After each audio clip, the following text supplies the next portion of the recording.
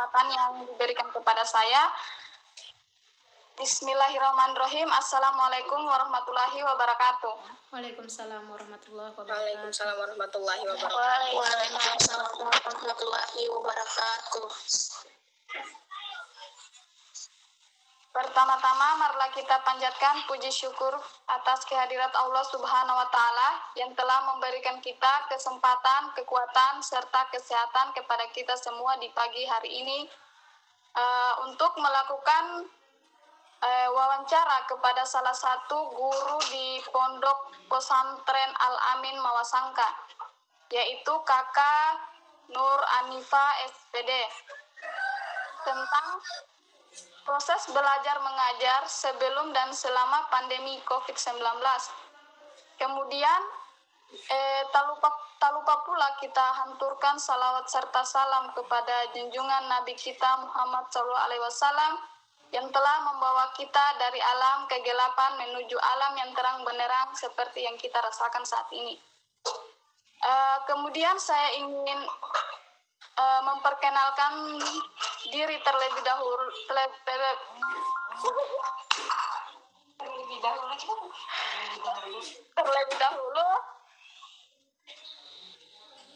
Nama saya Azna Dwi Ningsih, jurusan Pendidikan Kimia dari Universitas Halu Oleo.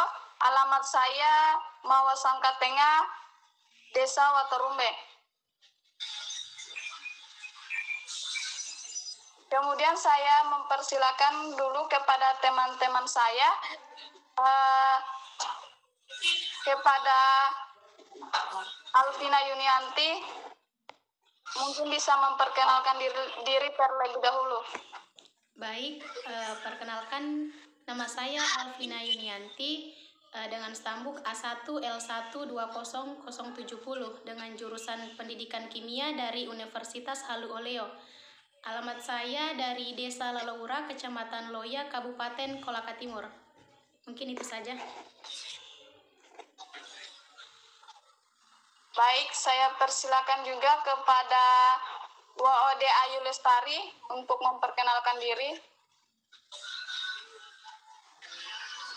Baik, terima kasih atas kesempatan yang diberikan kepada saya. Dari stambuk A1L1200066 dari jurusan Pendidikan Kimia Universitas Halu Oleo. Adapun alamat saya di Desa Baupulu, Kecamatan Wawoni Tengah, Kabupaten Konawe, Kepulauan. Terima kasih. Baik, terima kasih. Saya persilakan juga kepada Sutiani untuk memperkenalkan diri dulu. Ya, baik. Terima kasih atas kesempatan yang telah diberikan kepada saya. Perkenalkan, nama saya Sutiani, jurusan Pendidikan Kimia Universitas Halu Oleo Kendari.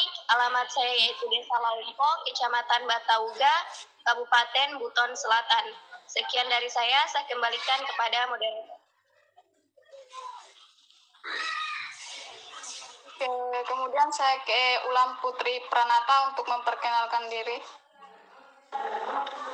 Nah, saya Ulan Putri Pranata dari jurusan Pendidikan Kimia Universitas Halu Oleo. Alamat saya dari Desa Wonoraya, Kecamatan Loari, Kabupaten Kolaka. Sekian. Baik, sebelum kita memulai wawancara ini, saya akan mempersilakan kepada Kakak Nur Anifa untuk memperkenalkan diri. Saya persilakan kepada Kakak Nur Anifa. Terima kasih. Baik, terima kasih atas kesempatannya. Saya di sini sebagai narasumber ya. Perkenalkan, nama saya Nur Anifa. Kalian bisa panggil Nifa saja deh. Tidak usah terlalu lengkap begitu ya. Terus saya sebagai guru pondok di SMK Pondok Pesantren Al-Amin Mawasangka. Itu saja. Baik, makasih Kak. Di sini kita akan memulai wawancara dan kami akan mempersiapkan 10 pertanyaan dan masing-masing orang akan memberikan dua pertanyaan kepada Kakak Nifa. Baik, silakan. Selebihnya, pertama saya akan memberikan pertanyaan terlebih dahulu. Pertanyaan pertama, bagaimana usaha kakak untuk membuat kelas itu tetap konduktif pada saat proses belajar mengajar? Sebelum saya jawab pertanyaannya, kan sekarang kan kita lagi COVID-19 ya, COVID-19. Jadi ini COVID-19 atau memang pada pembelajaran pada umumnya?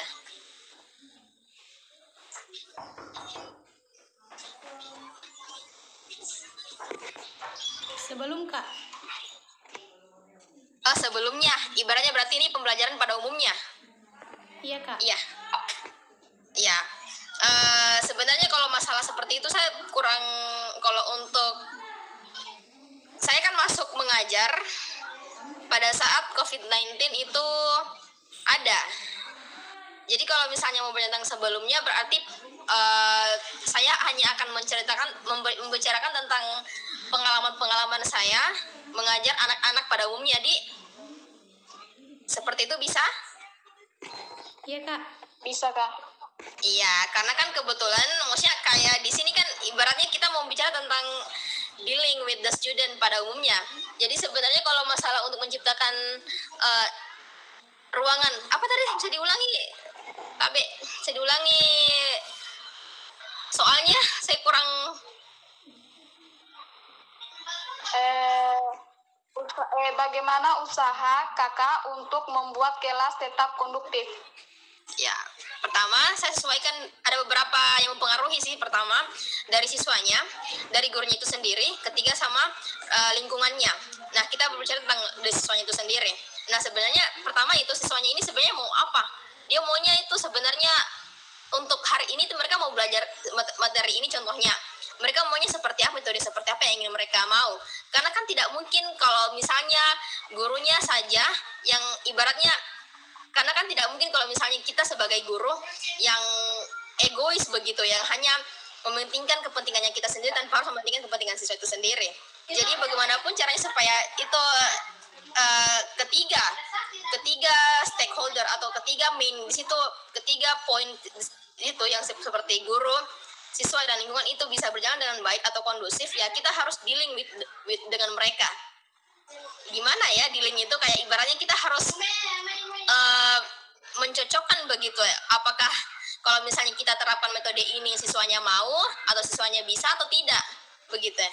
Sampai di sini paham? Maksudnya Ya, bisa nggak kita kalau misalnya ngomong santai saja? Bisa Ya, Kak. Iya Kak.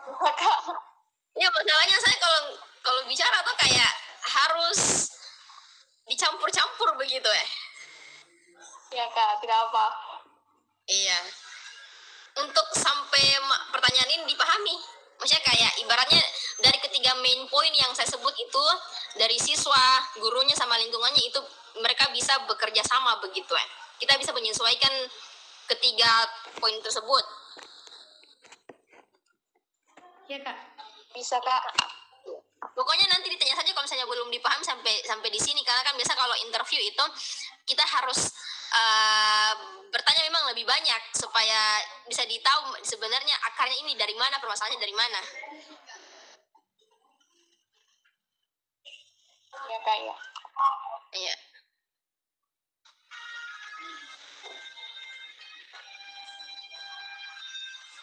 Jadi untuk pertanyaan nomor pertama bisa dipahami? Bisa Kak. Insya Allah Kak. Insya Allah. Kak. Lanjut. Kita lanjut pertanyaan kedua. Pertanyaan kedua di sini, apakah kakak apa yang kakak lakukan apabila ada siswa yang tidak tertib selama pembelajaran berlangsung? Kan pembelajarannya melalui online Kak. Apakah itu ada hal-hal yang tidak menyenangkan kakak untuk pada saat proses belajar mengajar? Maksudnya kayak apa tadi yang kita bilang, kalau misalnya siswanya tidak tertib? Iya Kak. pada saat proses belajar mengajar. Oh, seperti kayak tidak mau mendengarkan gurunya begitu, yang bisa dibilang dia bandel. Iya, iya Kak. Iya Kak. Jadi pertama sebenarnya kan kalau teknik kayak memukul, menghukum itu sudah common sekali nih, sudah umum sekali nih ya kita gunakan tuh dari zaman dulu sampai sekarang begitu terus. Nah, tapi ujung-ujungnya itu malah yang ada itu kayak lebih ke buruknya yang didapat. Kayak kita tuh seolah-olah tidak bisa membuat ini anak kayak ya sudahlah, kalau misalnya kita hukum terus, kita pukul, kita keluarkan dia dari kelas, itu kayak dia pasti tidak akan pernah berubah. Jadi metode yang saya gunakan untuk membuat ini anak bandel ini, ibaratnya yang kurang, yang nakal ini bisa mengikuti pelajaran pada dasarnya atau sebagaimana biasanya, ya saya akan menyuruh dia itu untuk lebih aktif. Contoh, ketika kita dalam proses belajar mengajar, mungkin saya akan menyuruh dia duduk di depan. Kedua, saya akan pokoknya ketika saya akan membuat sebuah soal latihan, saya akan menyuruh dia untuk maju ke depan dan mengerjakannya. Seperti itu. Pokoknya saya akan menjadikan dia sebagai center. Kayak ibaratnya dia adalah bintang utamanya di sini. Jadi ketika ibaratnya dia dianggap seperti, oh ternyata, karena kan pada dasarnya itu psikisnya anak-anak itu, atau anak-anak itu hitunglah dari SMP sampai SMA itu, mereka itu kayak ini banyak sekali yang mempengaruhi mereka sehingga mereka itu kayak bandel, tidak mau mendengarkan dan lain-lain. Itu mungkin bisa saja mereka karena mereka kurang kasih sayang, kurang perhatian dan lain sebagainya. Jadi bagaimana caranya supaya kita membuat mereka seperti kayak perhatiannya mereka itu tertuju kepada kita, dan kita juga ibaratnya bisa mengajar dengan nyaman di dalam kelas tanpa adanya keributan dan lain sebagainya. Ya kita buat ini sepelaku atau si siswa yang bandel ini menjadi pusat perhatian. Maksudnya pusat perhatian bukan berarti kayak kita memuji dan sebagainya, tidak. Kita menyuruh mereka untuk mengerjakan tugas, kita menyuruh mereka maju ke depan untuk menjelaskan kepada temannya seperti apa yang saya kerjakan, seperti apa tadi yang gurunya bicarakan, atau kita memberikan dia apresiasi meskipun dia salah. Jadi tuh ketika kita sebagai guru berlaku seperti itu, jadi mindsetnya itu dia akan berubah begitu. Oh ternyata saya ini diperhatikan di dalam kelas, jadi saya harus karena saya ini diperhatikan dalam kelas, dan ternyata saya ini masih ibaratnya disenangi sama guru-guru. Jadi saya harus bekerja keras, saya harus tidak boleh bandel, saya harus rajin di sekolah, saya tidak boleh membantah perkataannya guru, seperti itu. Sampai di sini paham untuk penjelasannya meskipun berbelit-belit? Paham Kak? Paham Kak. Tapi di sini Kak saya ingin menambahkan lagi pertanyaan. Bagaimana jika siswa tersebut kan Kakak tadi bilang bahwa kalau ada anak yang tidak tertib, Kakak menyuruhnya untuk maju ke depan atau duduk ke depan atau menyelesaikan soal di depan. Apakah siswa tersebut tidak ada rasa malu kepada teman-teman? Maksudnya kayak rasa dendam kepada guru atau I get your point. Nah, dari sini nih bagaimana? Iya, I get your point. Saya dapat poinmu. Jadi seperti ini. Jadi tuh sebenarnya kalau dibilang kan pengalaman saya, ketika kan saya itu sebenarnya bukan hanya mengajar di pondok, saya juga mengajar di teknik yang kayak yang tabenenya kan anak-anak teknik itu seperti apa, laki-laki semua, jadi kayak bandel lah, rewel lah, pokoknya aktifnya luar biasa. Jadi ketika sebenarnya pokoknya mostly itu kebanyakan dari mereka ketika mereka menjadi pusat perhatian, dan ketika gurunya mengapresiasi bahwa anak-anak bandel ini bisa, itu dia bukannya malah malu, tapi dia lebih ke berani karena kan kita puji. Jadi sebenarnya kita itu harus memberikan apresiasi juga. Kayak contoh, ketika kita menyuruh siswa yang ibaratnya yang bandel ini, yang kurang tertib ini mengerjakan sebuah soal di papan tulis, dan dia berhasil mengerjakannya meskipun ada beberapa yang salah.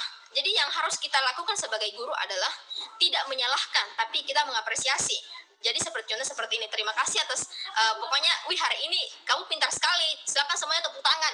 Dari situ dia rasa ingin belajar atau rasa beraninya untuk maju ke depan itu akan tinggi, bukan malah malu. Seperti itu. Intinya kita tempatkan ini apresiasi, atau kita apresiasi ke siswanya pertama dulu. Jangan langsung kita salahkan, tapi kita apresiasi, karena apresiasi itu bukan kita harus apresiasi keberaniannya dulu maju ke depan, seperti itu. Kalau masalah salah dan benar itu kan kita bisa perbaiki. Iya kan? Pada dasarnya kan manusia kan, siswa itu tiada yang bodoh, semuanya pintar. Cuman cara penerapan kita dalam menjelaskan tentang materi dan lain sebagainya itu tergantung dari gurunya sendiri. Jadi itu PR untuk guru. Itu saja. Iya, Kak. Baik, Kak, terima kasih. Selanjutnya kita... Tidak terlalu cepat. Iya, Kak? Tidak terlalu cepat cara bicaraku. Enggak sih, Kak. Maksudnya cepat sekali berbicara. Ya bilang kalau ini terlalu cepat, mungkin terlalu berbelit-belit atau apa, nanti kita kurangi kecepatannya. Ya lanjut. Kita ke pertanyaan selanjutnya. Saya persilakan kepada Alvina Yudianti untuk memberikan pertanyaan kepada Kakak Hanifa. Saya persilakan. Baik, terima kasih atas kesempatan yang telah diberikan kepada saya. Pertanyaan saya di sini yaitu bagaimana pelaksanaan pembelajaran menurut Kakak selama pandemi ini? Begitu, Kak. Nah, untuk pelaksanaan pembelajaran during pandemi COVID-19, sebenarnya kita sudah mencoba untuk menggunakan online. Cuma kan karena di kampung. Jadi di kampung kan ibaratnya pertama networknya, jaringannya kan rusak. Kedua, medianya ini terkendala sama media. Jadi bagaimana caranya kita yang di kampung ini bisa melakukan pembelajaran dengan total tanpa harus terkendala sama dua kendala itu. Pertama itu kita melakukan kerja kelompok di rumahnya guru itu sendiri.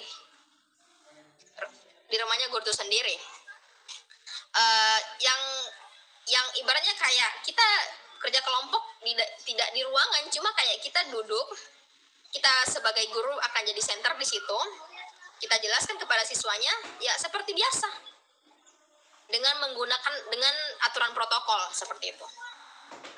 Dan itu menurut saya metodenya lebih bagus dibandingkan dengan online, karena kan sebenarnya kalau kita bandingkan dengan di kota memang mungkin bakalan lebih susah sih kalau seperti itu, tapi kalau di kampung insya Allah bisa.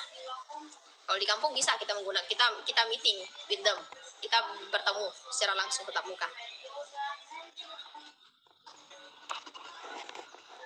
Oh iya, Kak. Jadi tidak menggunakan media seperti aplikasi ini, pakai Meet atau Zoom, tidak menggunakan aplikasi seperti itu, Dik?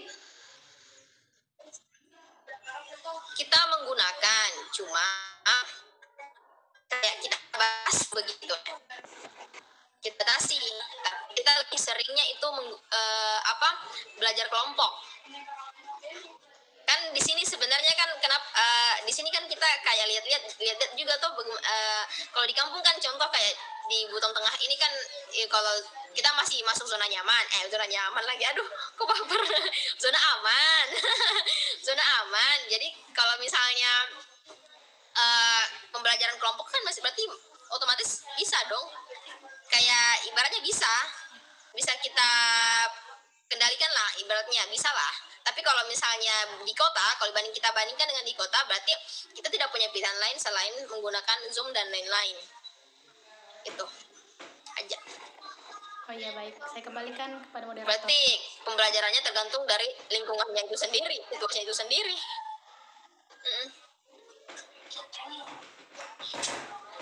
Baik. Terima kasih, Kak. Ada lagi pertanyaannya? Oh, itu saja. Tapi by the way ini terjawab semua kan pertanyaannya? Yang sampai tidak terjawab. Iya, Kak, terjawab. Terjawab semua aja pertanyaannya ini. Oh, alhamdulillah kalau begitu. Saya lanjut ke pertanyaan berikutnya. Kepada Bulan Putri Pranata, saya persilakan. Baik. Jadi kan kakak tidak menggunakan aplikasi untuk mengajar online. Maksudnya tidak digunakan ya kak? Tidak, kita menggunakan tapi kita batasi. Maksudnya kayak tidak, kalau dibandingkan dengan sering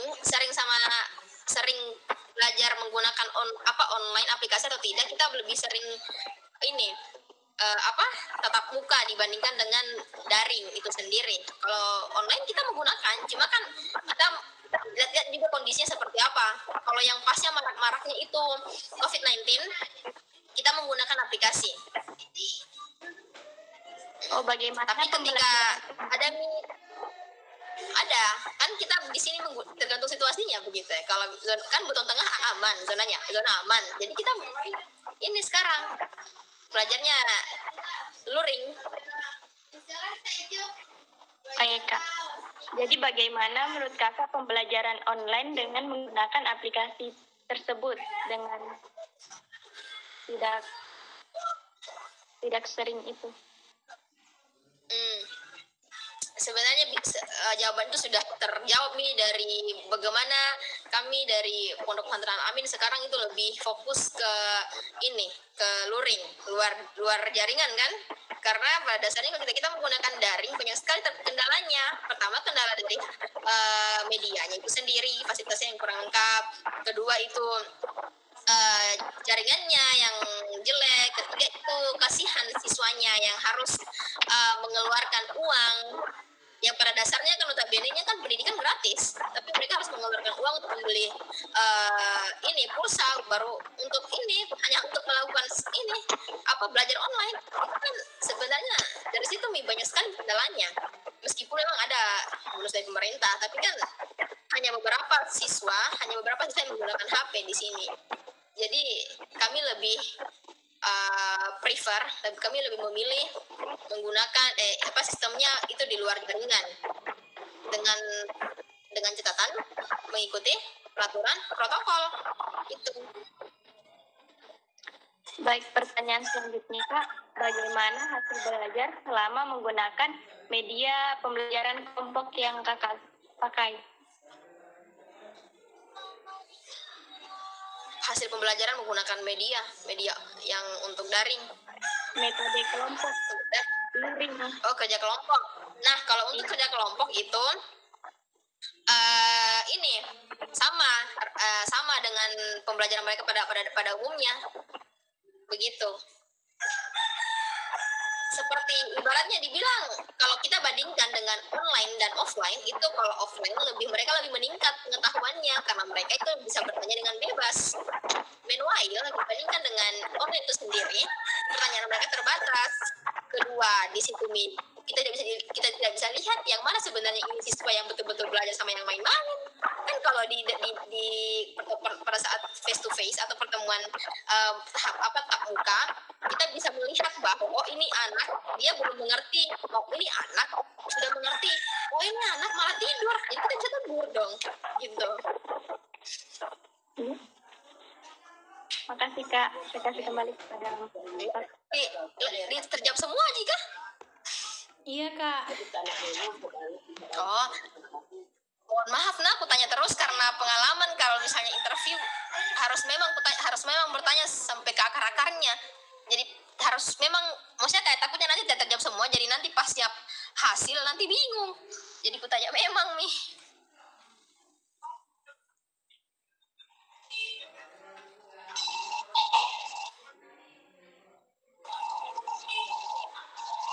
Baik, kita ke pertanyaan selanjutnya. Kepada WOD Ayu Lestari, saya persilakan untuk bertanya.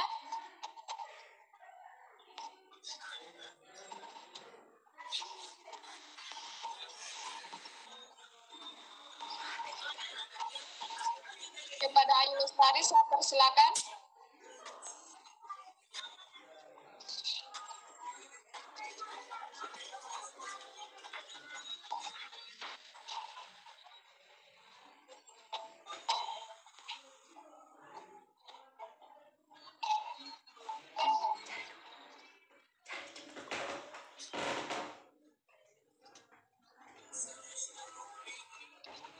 mungkin Ayu Lestari ada kendala jaringan. Saya langsung ke Sutiani untuk memberikan pertanyaan.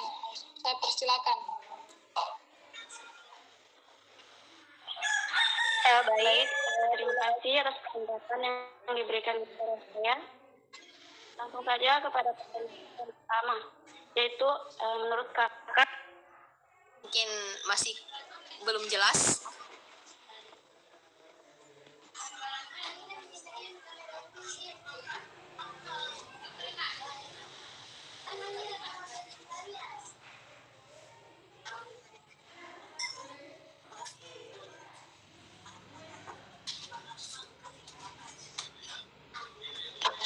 Baiklah, saya ingin menambahkan sedikit pertanyaan mengenai tadi yang kakak jawab. Yang kakak jelaskan tadi bahwa kalau mengajar di desa Waterumbe ketika mati lampu, bagaimana kakak mengatasi yang masalah-masalah seperti itu? Siswa yang Itu tidak kan mempunyai itu kan hanya gambaran. Itu kan gambaran toh. Contohnya kan biasa kan kalau di Waterumbe seperti itu. Kalau misalnya mati lampu berarti hilang juga jaringan. Iya kan? ya, Jadi tapi sebenarnya itu kayak salah satu ini, misalnya satu bukti nih bahwa media untuk media seperti menggunakan aplikasi Zoom, Google Meet dan lain sebagainya, itu di sini itu memang belum terlalu efektif untuk diaplikasikan karena itu nih kendalanya. Selain fasilitas, sama juga sistem networkingnya di sini, jaringannya yang harus ibaratnya kita harus apa-apa jaga-jaga sama lampu, jangan sampai mati lampu nanti mati juga jaringan, tidak bisa lagi sekolah, terkendala lagi itu.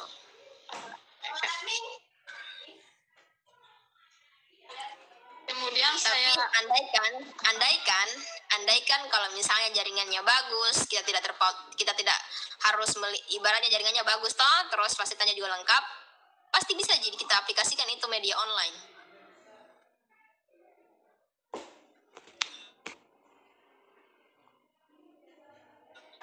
ya. Baik, saya akan bergeser ke Sutiani untuk mengajukan pertanyaan. Persilakan. Iya baik, terima kasih atas kesempatan yang telah diberikan kepada saya. Langsung saja pertanyaan yang akan saya berikan yaitu bagaimana pendapat kakak dalam melaksanakan proses pembelajaran setelah pandemi. Rencana ke depannya itu proses pembelajarannya itu seperti apa, Kak? Setelah pandemi? Iya, Kak. Berarti memang pandemi ini banyak sekali masalahnya. Jadi untuk pendidikan, ya pertama ya kita harus bagaimana caranya mencapai visi dan misinya itu sekolah, atau mungkin bukan mungkin sih ya, yang pertama yang itu, karena kan selama pandemi ini banyak sekali yang kurang tercapai visi dan misinya, tujuan pendidikannya masih banyak sekali yang kurang tercapai begitu. Jadi bagaimana caranya supaya insya Allah, amin, semoga ini pandemi ini bisa mencapai tujuan-tujuan yang masih tertunda ini. Contohnya mungkin dari pondok itu sendiri yang kayak belajarnya yang masih dikurangi 1 jam sekarang jadi 2 jam. Kedua, yang lombanya yang masih ditunda bisa sekarang mengikuti lomba. Yang ketiga,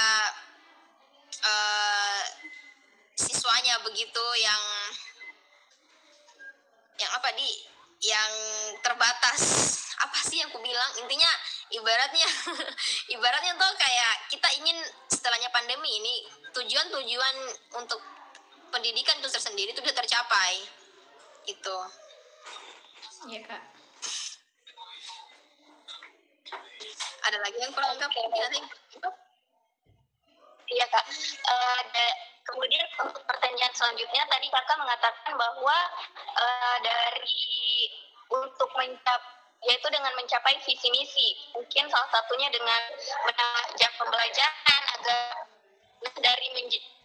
apakah dari menambah jam pembelajaran untuk kedepannya nanti, apakah terdapat mungkin pendapat dari siswa, mungkin bagaimana menurut pendapat kakak untuk menangani pendapat siswa yang memiliki pemikiran bahwa terlalu lama belajar, mungkin membuat mereka lebih bosan. Mungkin kakak mempunyai metode tersendiri untuk itu, Kak.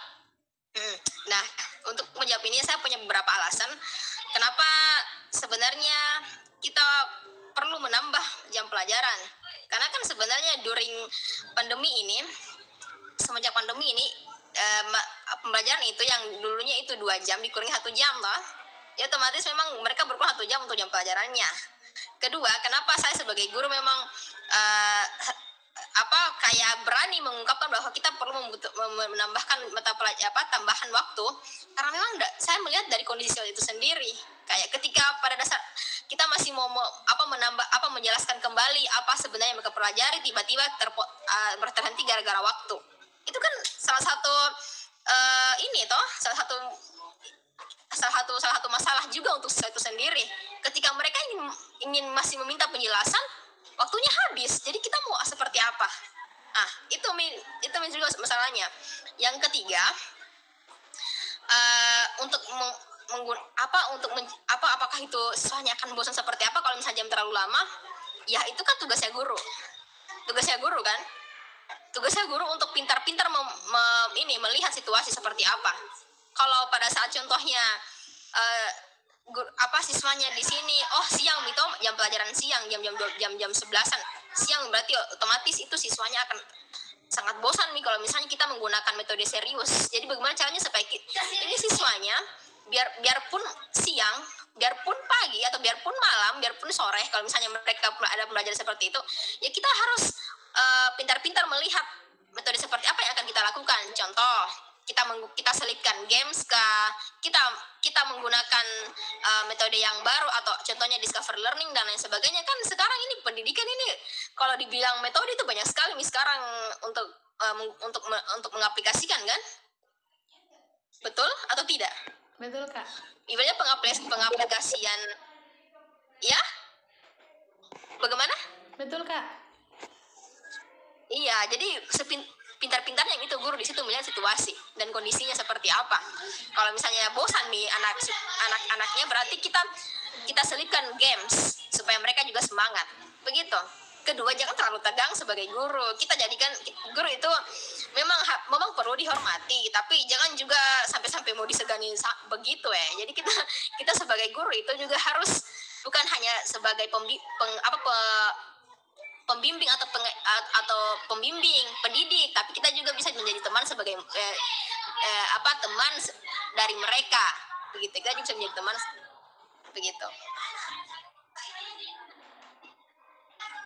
Itu saja. Iya, Kak. Ya, baik. Terima kasih, Kak.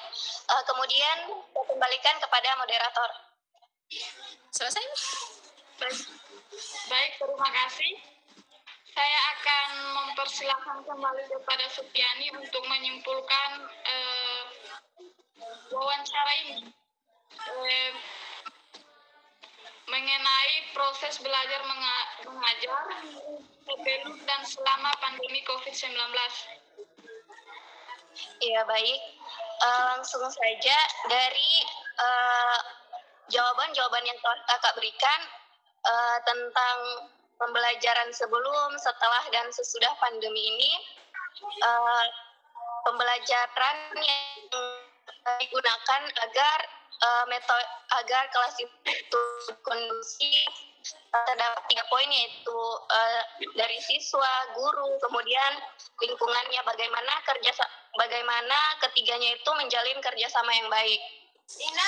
Kemudian dalam pembelajaran online seperti dalam menghadapi COVID-19 ini, di kampung kakak itu tidak begitu efektif menggunakan media online, tetapi lebih ke tatap mukanya, kerjasamanya. Kemudian kita menggunakan media online terdapat beberapa kendala, yaitu seperti jaringan, kesulitan dalam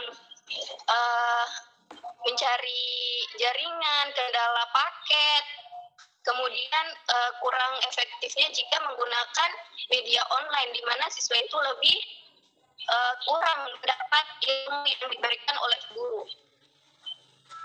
Bisa saya tanggapi dulu sebentar? Bisa kita hilangkan saja itu yang dibilang kendala paket, karena kan Kemendikbud sekarang selalu memberikan paket kan setiap bulan. Jadi kita hapus saja daripada nanti kita disanggah. Yeah. Kemudian dari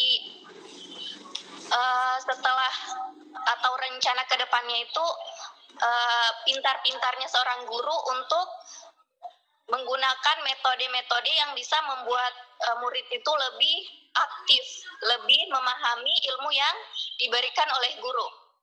Seperti yang kakak katakan, mungkin dengan menyisipkan games, ya, di mana games ini terdapat mungkin pelajarannya yang dapat diambil dalam bentuk matematika mungkin, atau apapun itu. Ya, maksudnya games yang berhubungan dengan pembelajaran, begitu. Ya. Games yang saya kembalikan kepada ya.